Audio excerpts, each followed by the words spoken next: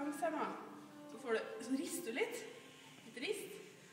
Så trekker du litt sånn her på midten. Så får du litt fløft. Viktig å fløfte opp. Tar du foran først. Bak. Knyte det bak, da. Knyter du det? Ja, ikke knyte, men... Ja. Og så når du tar den front, så får du opp. Så det var jo litt mye venner, det var ikke plutselig med på alt. Og så drar du under her, altså.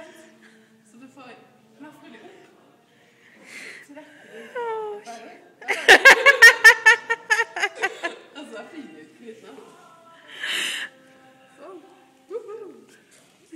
Var det vi stil? Det er det. Har dere skjønt det her nå, håper jeg?